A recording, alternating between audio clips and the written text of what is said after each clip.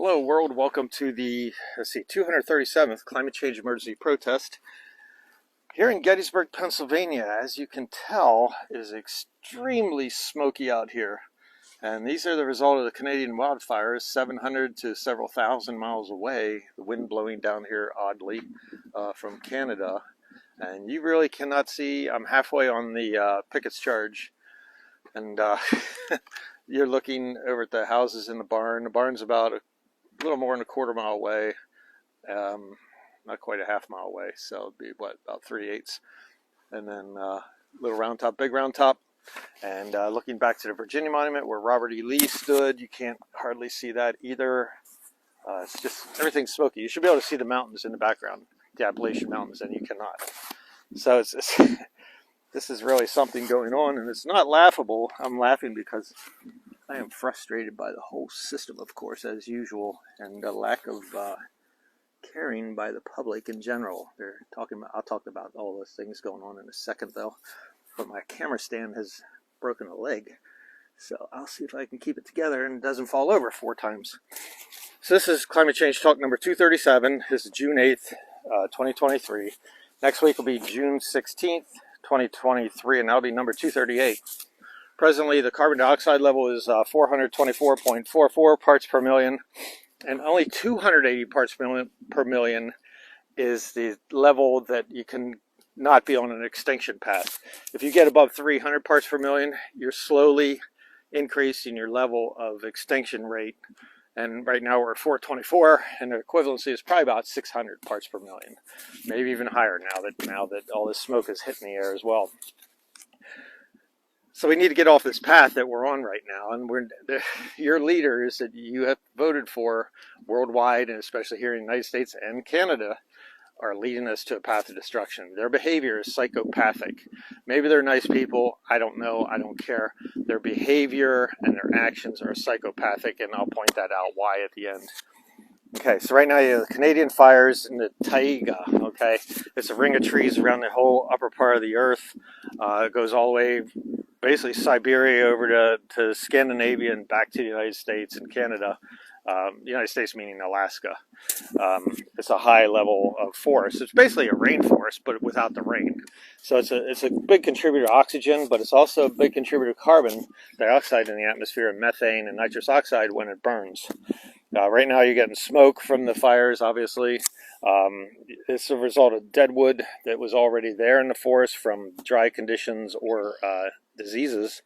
And you have a temperature anomaly all winter that existed in Canada, is much warmer than normal.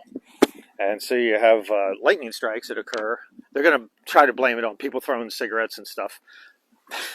That's just what is a symptom of what ignites the whole system, okay? The conditions are ripe for fires. That's what it comes down to. It doesn't matter whether it's lightning, natural, man-made, someone chucked a whatever into the woods. It wouldn't happen if the conditions weren't ripe. So you get wet and dry lightning as well with storms coming across.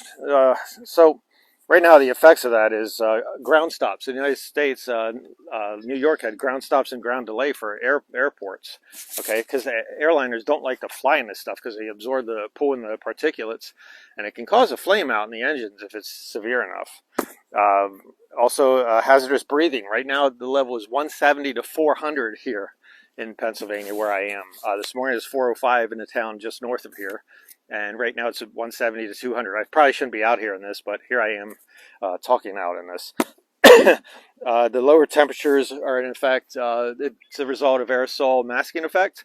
And this is what the people want to do that want to launch crap into the atmosphere and then filter out the sun, which is, the problem is we're not willing to control the carbon dioxide. Rather, we want to control the sun coming into the earth.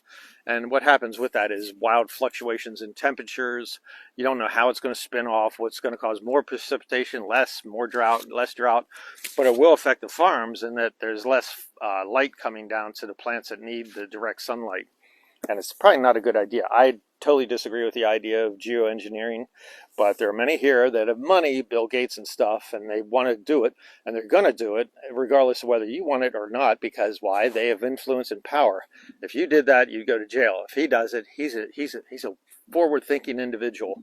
But in reality, when it fails, and it will, because whenever you mess with the environment like that, bad things spin off from it. They have no idea what the effects could be, and they want to persist with it.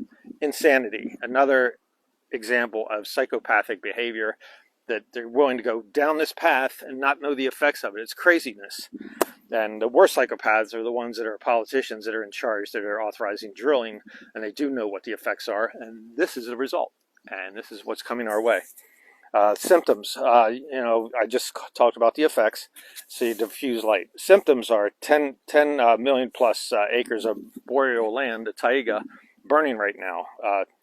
You have extensive, dense smoke. I can't imagine what it's like to be up in that area in northern Canada and all, where these things are catching fire, or central Canada.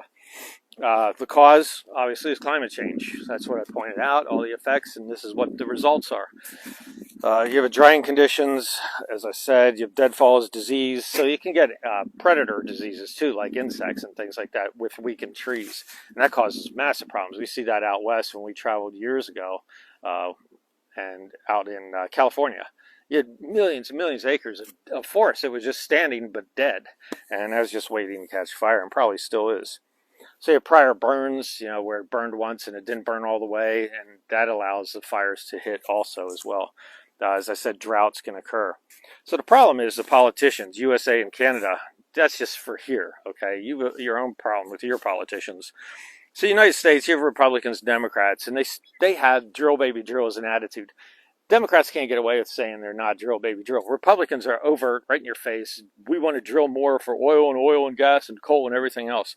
The Democrats are doing things such as, led by Joe Biden, the Willow Project in Alaska, which is going to be a ridiculous number of millions of barrels of oil produced. And then you have the Gulf of Mexico, where he auctioned off 2 separate auctions of 80 million acres in the Gulf of Mexico, and then another area the size of Italy for drilling in the Gulf of Mexico. And then also he issued 2,600 drilling permits in the first 2 years in office. Trump issued 2,300 drilling permits in the first 2 years in office. Biden has issued more drilling permits than what Trump did. So don't claim the high ground or anything. You got to change your party from within. You Republicans need to wake up totally as to what's happening. This is only the beginning of it. These are the good days, okay? This is as good as it's going to get. It's going to get much, much worse with other catastrophes that are happening. This will go away eventually. The air will start blowing and blow it away. That doesn't mean the wildfires will go away. This is June. Their wildfire season is up July and August, okay? So the problem is the politicians, and I said what the projects were. What's happening also, and the big problem is the public. You're giving a free pass to these politicians. You're uninterested, uninformed, what's going on. You people listening probably know what's happening because you're listening every week. Your friends and family are not. Oh, there goes the camera. So got the leg on this tripod is broken, so I gotta fix it or do something. I don't know what. I just have to tape it. So anyways, the public is uninterested as to what's happening. They don't care as to what's happening. They're disconnected and everything else. So that's not a good combination. You have uninformed, uninterested public. You got psychopathic politicians. So things are going to end badly if you keep letting them run rampant and not trying to change them at all and not voicing your opinion. What's it going to take till you actually get out and start doing something? This is not good. It's going to get much, much worse with other catastrophes. And I'm going to point that out in a second. So the result of this is, and climate change in general, is a path to extinction that is unwavering. This isn't going to let up. This isn't going away. Yeah, this smoke might go away when the wind blows the other direction. The problem with climate change is it's not going to go away. It's going to show itself in other ways, and then all at once it's going to happen all directions, all at once, everywhere, everything that you can imagine. So this shows no signs of slowing at all.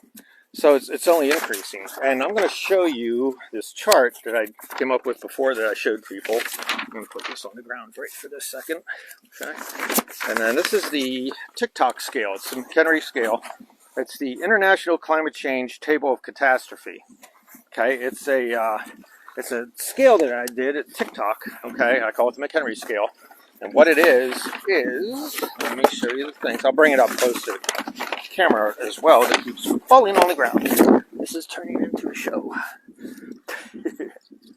So, the wind's really bad up here, so it's a bad combination. And that's a good thing the wind's bad because eventually this will go away and then it'll get better. So I'll just show it on the ground. It's a lot easier.